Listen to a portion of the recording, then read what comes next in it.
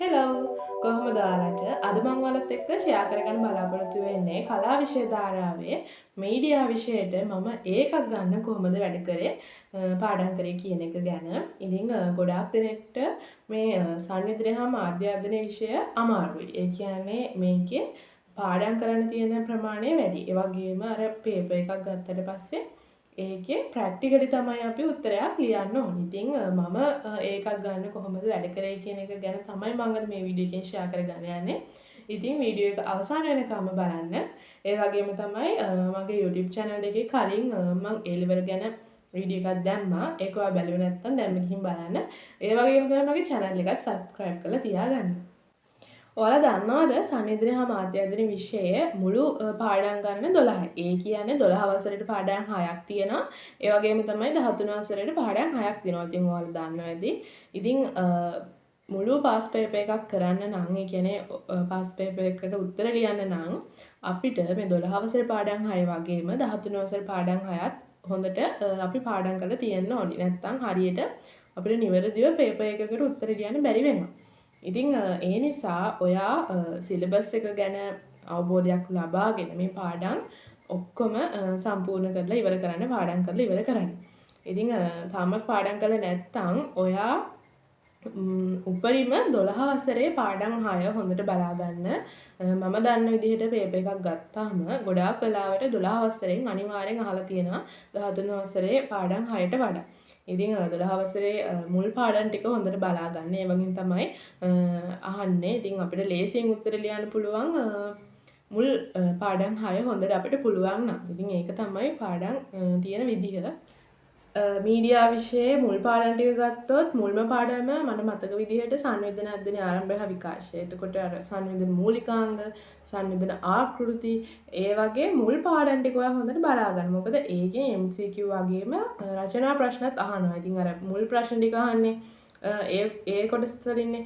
ඉතින් ඒ නිසා ඒවට මුල් දන දෙන්න. ඉතින් මම හිතන්නේ හොඳම ලකුණකට යනවා නම් ඔයා මුල් ටික හොඳට පාඩම් තියෙන්න ඕනේ. ඉතින් ඒකෙන් ගොඩාක්ම ප්‍රශ්න අහන අපිට ලේසියෙන් උත්තර ලියන්න පුළුවන් ඒ ප්‍රශ්න වලට. ඉතින් මම නම් කියන්නේ ඒ ටික හොඳට ඔයා බලාගෙන පේපර් එකකට උත්තර ලියන්න. මීඩියා විෂයට ලකුණු ගන්න පාවිච්චි කරපු ක්‍රමයක් තමයි ඔයාලා දන්නවා ඇති විද්‍යාඥයෙක් නිර්වචන ඉදිරිපත් කරන්නේ ඇරිස්ටෝටල්, එතකොට ෂැනන් වීවර් වගේ අය ගොඩාක් නිර්වචන ඉදිරිපත් කරා. ඉතින් ඒකට ආකෘති තිබ්බා.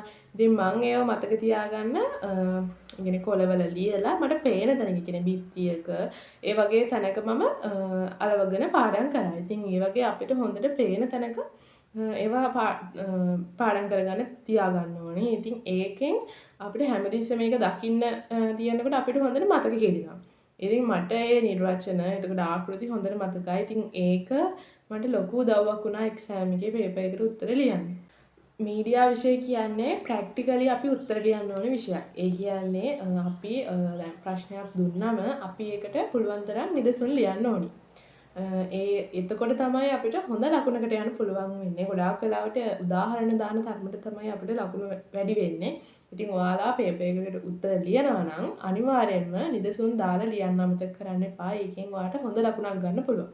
ඉතින් පුළුවන් තරම් කටපාඩම් කරන්නේ නැතුව ඔයා ඒකේ තියෙන තියරිය හිතට ගන්න උත්සාහ කරන්න. ඒ කියන්නේ මේකෙන් මේ දේ තමයි වෙන්නේ කියන එක හිතාගෙන තමයි අපි ඒක මතක තියාගන්න ඕනේ. එතකොට තමයි අපිට පේපර් එකකට උත්තර ලියන්න ලේසි.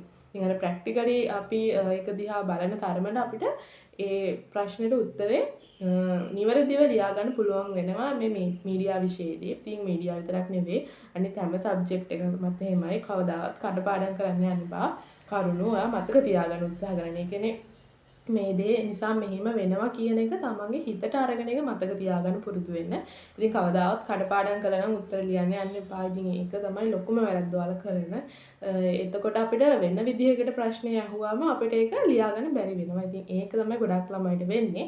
ඉතින් ඔයාලා පුළුවන් තරම් මතකයෙන් ඒක තේරුම් අරගෙන ලියන්න උත්සාහ කරන්න. ඒක තමයි හොඳම දේ. මම මේ මීඩියා විෂය පාඩම් කරපු විදිහක් ගැන කිව්වොත් දැන් කරුණු මතක තියාගන්නනේ අපිට ඕනි. අර නිර්වචන එතකොට ඔය තියෙන විෂය කරුණු මතක තියාගන්න සමහරවිට අමාරුයි. ඉතින් මම කරේ කොලයක් අරගෙන මම පාඩම් කරපු දේ ලියනවා. ඉතින් යම් තැනකදී ඒක මතක නැද වගේ තේරුණොත් ආයේ ඒක බලලා පොතෙන් බලලා පාඩම් කරලා ආයේ ලියලියමම පුරුදු වෙනවා. ඉතින් අර අමාරුයි වගේ දැනෙන විෂය කරුණු පාඩම් කරන්න හොඳම දෙයක් තමයි ඒක.